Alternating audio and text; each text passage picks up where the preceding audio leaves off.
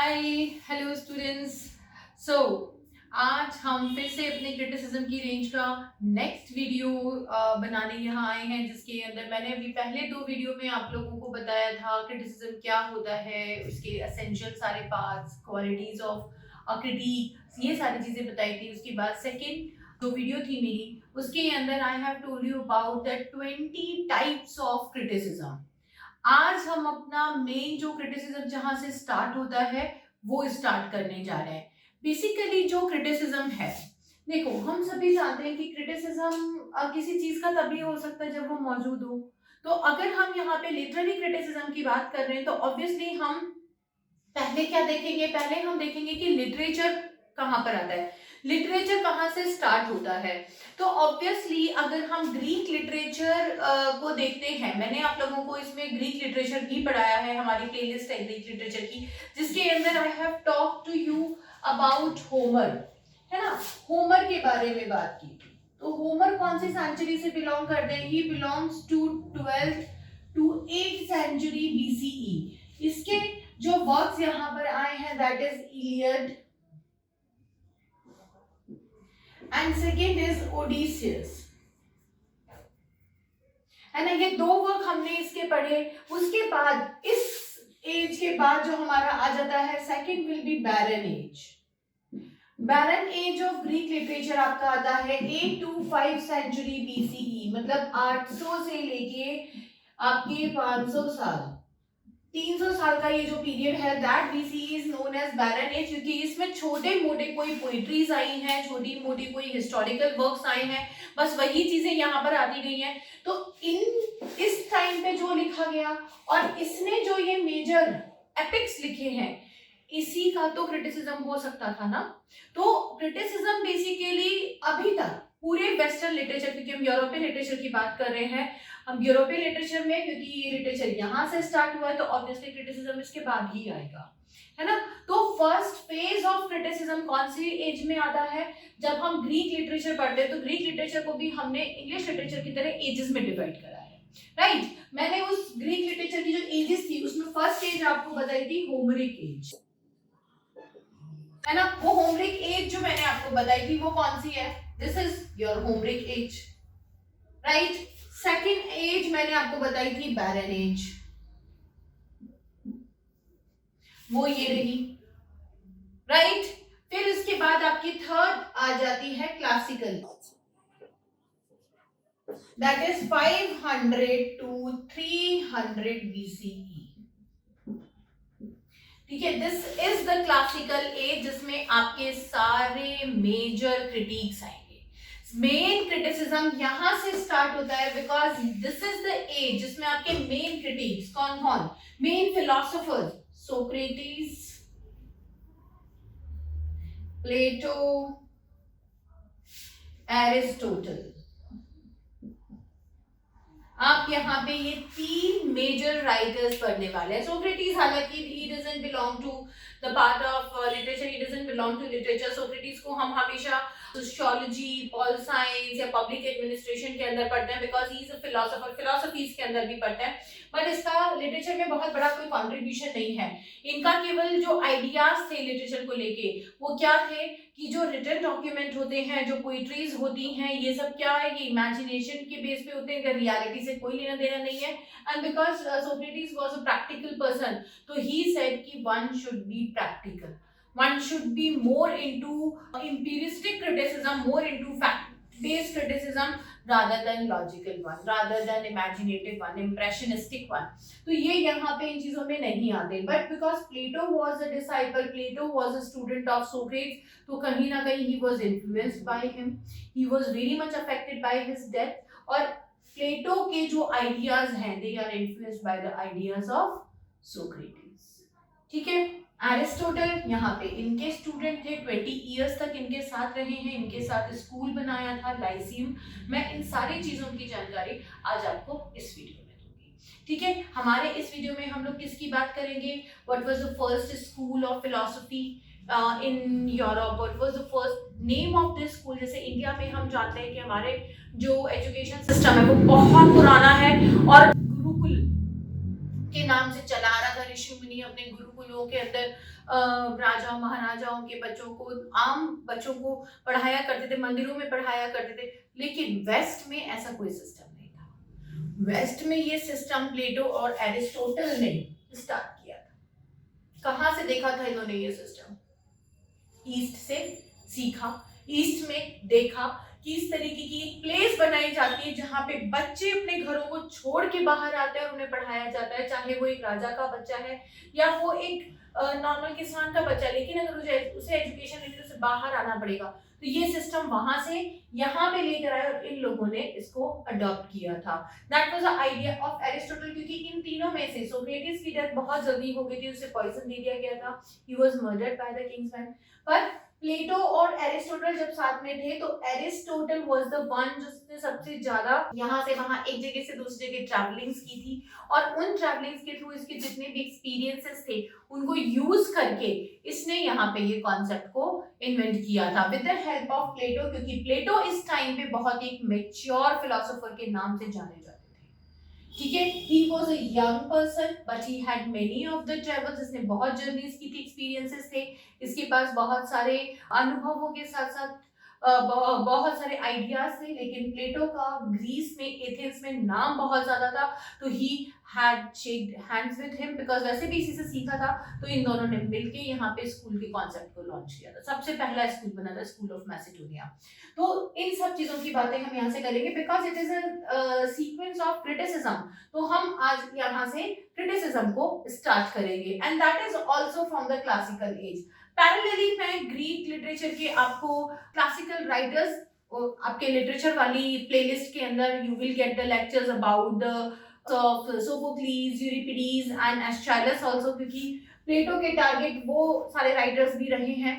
तो डेफिनेटली किसी किसी वीडियो के अंदर मैं वो राइटर्स को भी आपको कराऊंगी। अलोंग विद दैट हम लोग यहाँ पे प्लेटो और एरिस्टोटल के साथ अपना ग्रीक क्रिटिसिज्म भी आज स्टार्ट करते हैं, ठीक है। तो let's start with the Greek criticism today.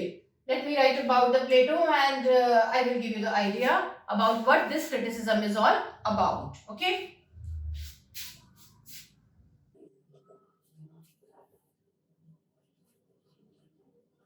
Plato. The time period है 428 to 348 BCE and he was an Athenian scholar. You can say he was an Athenian philosopher. I should write Athenian scholar and philosopher. Second most important thing is he belonged to a royal family. He was not a generalized person who was just taking the education with someone like Socrates. So he was a student of Socrates. ठीक है, he was a student of Socrates. Next point about him, he belonged to a royal family. He belonged to a royal family. इसके जो father थे, he was also a kingsman, he was also a courtier and he belonged to a royal family. अब royal family में भी क्या है, they used to call themselves कि we belong to the ancestry of gods. ये इसकी family मानती थी, प्लेटो की फैमिली का बिलीफ था कि they belong to the hierarchy of God. Like इसके जो father थे, his belief was, his father's side believed that they belong to the hierarchy of Poseidon. Who was Poseidon? The god of sea. तो इसके father belong to the side of Poseidon, की जो god Poseidon है, हम उनकी hierarchy से आए हुए हैं। और इनकी जो मदर थी, they believe that they belong to Solon. Solon is a god of laws. इनको लॉ गिवर बोला जाता है। तो इसकी मदर इज कि we belong to the god Solon and father is from Poseidon. ये अपने आप को deities या demigod टाइप की फैमिली और उनकी hierarchy से मान देते थे। We had a genuine philosophy in ourselves. एक इंटेलेक्ट का अलग लेवल हमें जेनेटिकल है, ठीक है। तो ये उसी चीज को लेके चलते थे। This is a very rare thing someone has told you in your lectures, but yes, ये इनके साथ के कुछ चीजें हैं, and that is why he belonged to sorry, he related himself to Socrates. इन्होंने सोक्रेटिस के साथ अपनी पढ़ाई शुरू की because Socrates was also a good intellectual person. He had an empiricistic philosophy which is very important at that time. आप लोगों को ये चीज भी अपने दिमाग में रखनी है that Socrates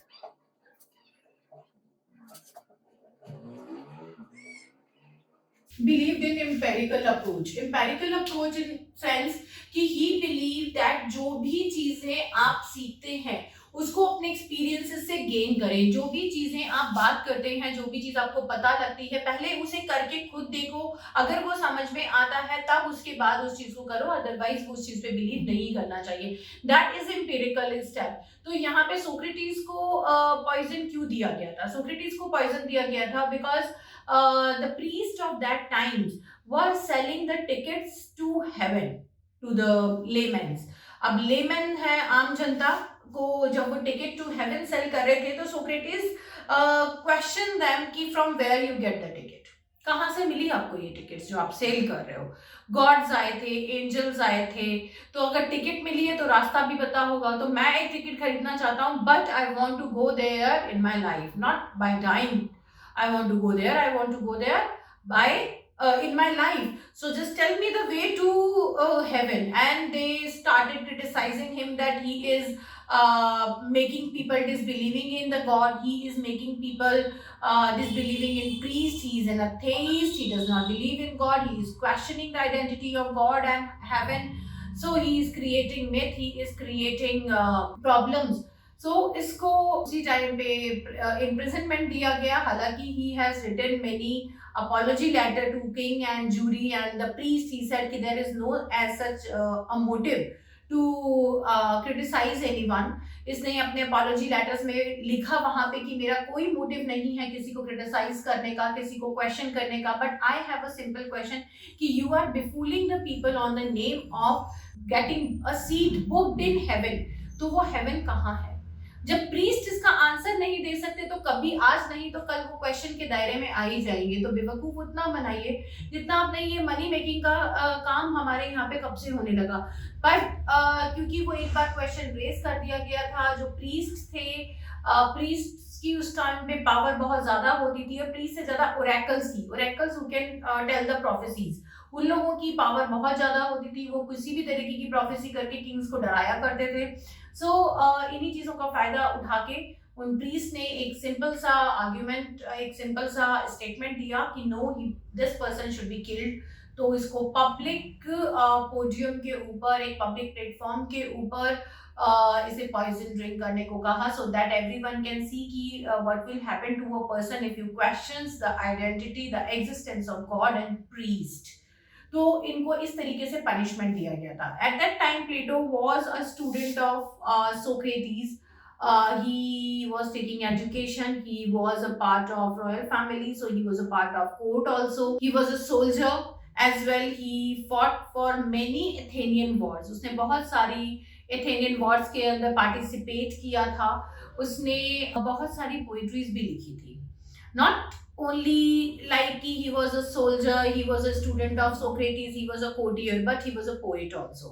And इनके बारे में जिन्होंने भी बायोग्राफी लिखी है, इनकी बायोग्राफीज के अंदर ये पढ़ा जाता है that he has written more than 150 poems in his lifetime. But after coming into the contact with Socrates, after coming into the influence in with Socrates, he burnt all his poetry without getting them published. कभी किसी के सामने इन्होंने अपनी poems को recite नहीं करा, private poetry की तरह लिखी थी.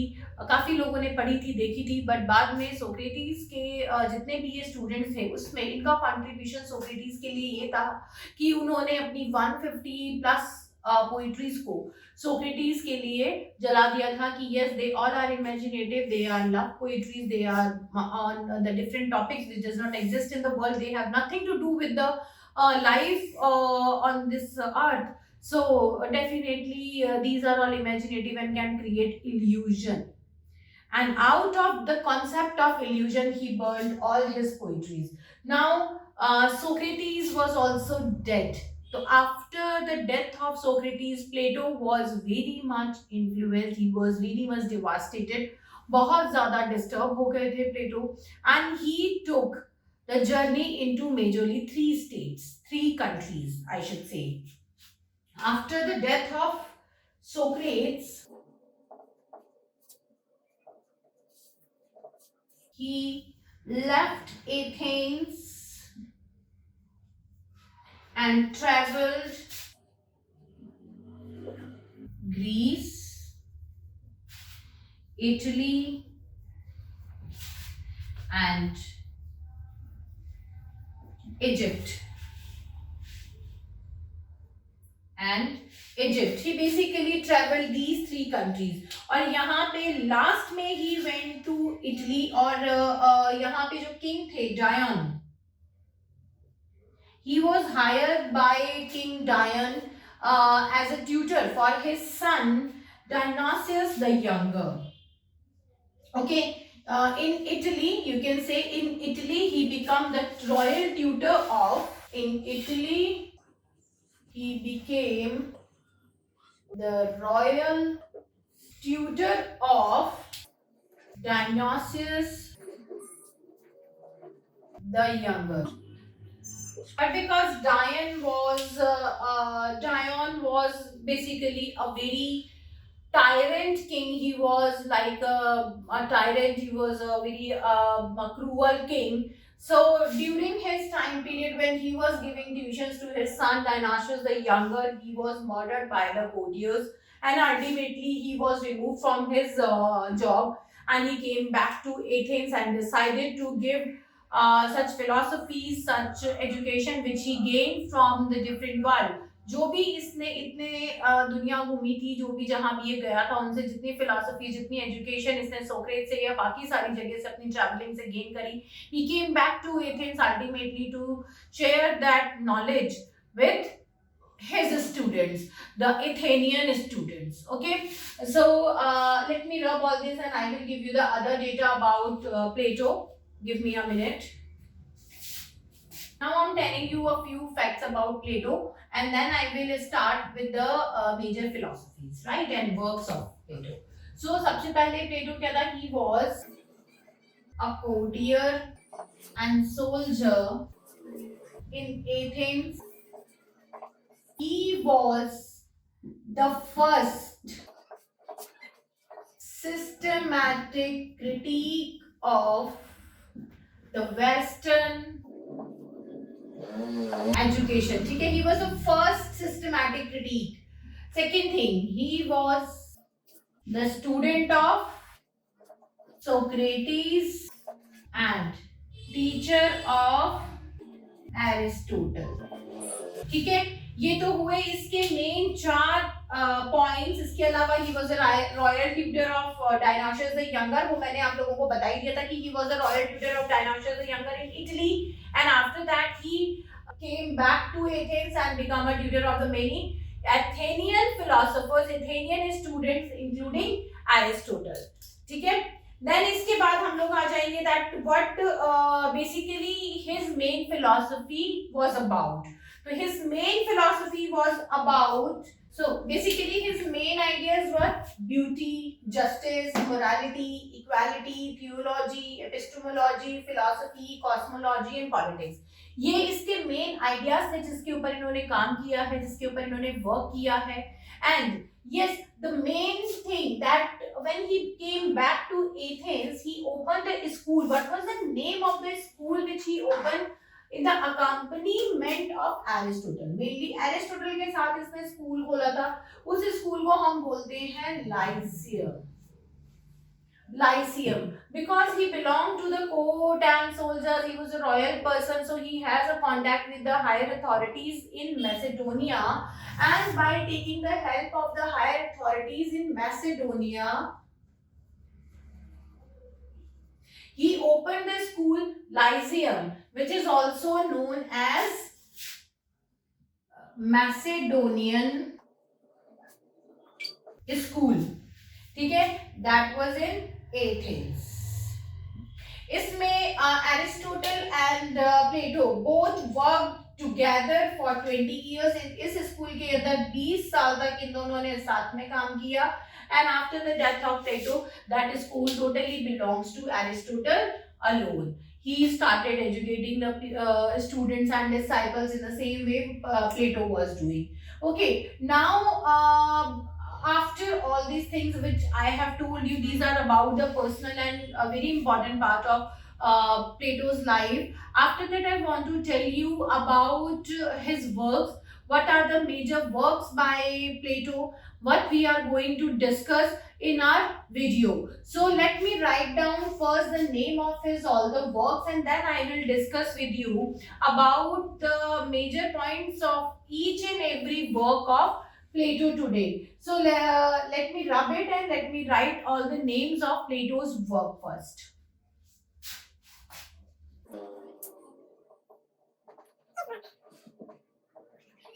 So basically his works are named as or known as the dialogues. इसके जो works हैं वो dialogues लिखे जाते हैं because whatever discussion he had with his students are always in dialogue form. Definitely they are written in a form like student A, he has asked a question, so student A उसके सामने वो question लिखा हुआ है, then Plato whatever answer he has given that is being written in a form. तो जो जैसे dialogues होते हैं उसी फॉर्म में इसके वर्क सारे के सारे कंपोज है. These are the names of his work. Ion, that is also about literature and philosophy.